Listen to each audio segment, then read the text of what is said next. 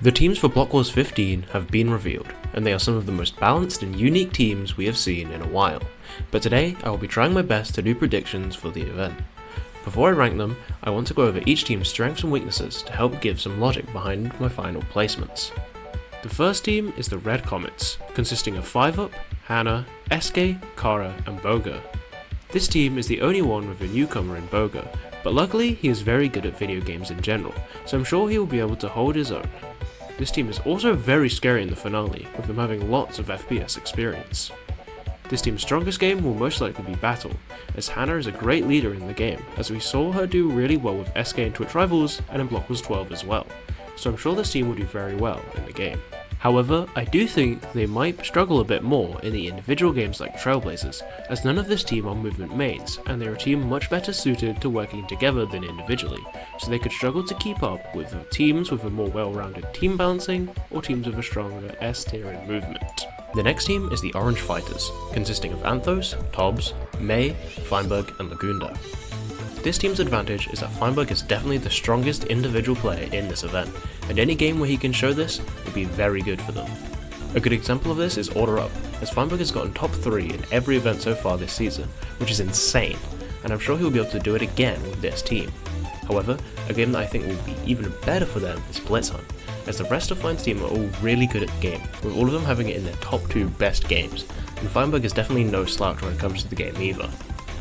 A game I think they will not do as well in is Spleef, as it is Feinberg's worst game and the rest of the team also don't have the best track record in it. Then we have the Yellow Thunders, consisting of Ruben, Rain, Sleepy, CPK, and Ghosty Fruit. This team is very unique, as they don't really have a leader, but are very well rounded and also don't have a bottom 10 player. One game that they will definitely do well in will be Extraction, as it is Rain, Sleepy, and CPK's best game, as well as it being one of Ghosty's best, so even though Ruben doesn't have the best track record in it, the team will still definitely be a threat in the game. A game I do see them struggling in though is Battle, as none of them are very good at it, and the lack of a leader will definitely hurt them in this game. The last team from day 1 are the Green Giants, consisting of Forsey, Misty, Evbo, Seawat, and Rev. This team is very well rounded, with Misty and Forsey being very good at Trailblazers and Party, whilst the other 3 struggle in these games, whilst Evbo and Seawat and Rev are pretty good at Tomb Titans, which Misty and Forsey struggle with. One game they all do very well in though is Blitz Hunt, with Misty being a very consistently good player, whilst Evbo had a very good first time playing the game, and the rest of the team also are good at it. A game they all don't do very well in is Order Up, as Misty has struggled in the game before, and Forsey, Evbo and Seawat haven't done the best in the few times they've played it. The first team from day 2 was the Aqua Archers, consisting of Greninja, Jobart, Sneak, Quite, and CJ. This is a very unique combination of players, and it's hard to pin down a best game for them. They're pretty good at Blitz Hunt like most of the teams this event, but the game I think they might shine in is Party, as although it's not the best game for CJ and Greninja, the other 3 do really well in it, and Greninja has shown his potential to do well in the game in the past. Battle will be an interesting one for sure, as it is Greninja's best game whilst it is the rest of the team's worst, so it'll be interesting to see if he can step up and lead his team to do well this time. A game I don't think they will do the best in is Trailblazers, as the whole team struggles in it despite seeming like they would be pretty good at it on paper. The next team is the Blue Bandits, consisting of Wolfie, Lee, Giga, Porcelain Maid, and Boostva. This team is definitely a wildcard, with Wolfie and Boostva both being somewhat inconsistent in their individual performances. It's hard to pinpoint a specific game this team will be really good at, as the games like Race, Wolfie and Boostva are very good at them, but the other 3 aren't, whilst Giga and Porcelain Maid do well in Order Up, whilst the other 3 don't have the best history in the game. A game they will all struggle with though is Overspleef, but it is a very RNG dependent game, so if luck swings their way, they could still do well in the game. Then we have the Purple Phantoms, consisting of Pangy, Kuriwe, Spiff, Simple Flips, and Fur. This team seems to be very strong on paper, with a very strong trio of Curry, Pangy, and Fur, who all have potential to get top 10 this event. A very good game for this team is Party, as all of them are above average at the game compared to their skill, and I think this will hold true as they are one of the highest individual team skills. Spleef will be a very interesting game for the Phantoms, as Pangy is very good at it, whilst it is Curry's worst game, and everyone else is somewhere in between, so it could very easily go either way for their team. Whilst Order Up is once again a weak game for this team, as none of them have done particularly well in it in the past.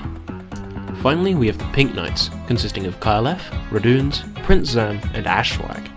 This team is so difficult to predict, as a team of only 4 players seems like it would do really bad at first. but individually they are by far the strongest four in the event. Their best games will definitely be Race and Trailblazers, as they can get a lot of individual points from these games that will definitely make up for not having a weaker 5th member. I also think they won't do that bad in PvP games because of their skill, but it will definitely be harder than usual, as numbers alone can win fights sometimes. Team games on the other hand will definitely be a problem for them, as having one less person in Order Up or Tomb Titans can make the game a lot harder, as there are so many things you have to keep on top of in Order Up, and not having someone to help cover more ground in Tomb Titans can surprisingly hurt the team more than you think. So now it's time to do my final team predictions, but real quick, I want to say that I've started streaming over on Twitch. I play a lot of Minecraft and even some VOD reviewing of recent events, which would be a whole lot more fun if some of you would come by and give your opinions and recommendations on what to watch. Anyway, in last place I have the Blue Bandits. It feels wrong putting this team in last, but I struggle to see any game that they would dominate in, and that will really make them struggle to climb the leaderboard. In 7th, I have the Aqua Archers. They feel like a strong team, but in reality I think they will struggle in a lot of the games, as I don't think Greninja will be able to lead this team in many of them, but I do think Greninja will still have a good event individually. In 6th, I have the Yellow Thunders. This team definitely feels like the weakest of the bunch, but with Extraction often being played late, I think they could get a boost in their overall placement when it matters the most. In 5th, I have the Green Giants. I think Green definitely have a good chance to win, but PvP is a big weakness for them, and PvP games often matter a lot when it comes to the overall standings, especially as they are normally played late. In 4th, I have the Pink Knights. I do think Pink have a very good chance to win this event, but the lack of points from not having a 5th player puts them just lower than the other 3 teams that are barely better than them, in my opinion. In 3rd, I have the Red Comets. Red are a very good team, especially in PvP, but I just have a feeling that battle won't be played as late this time around, so I think they will just miss out. In 2nd, I have the Purple Phantoms.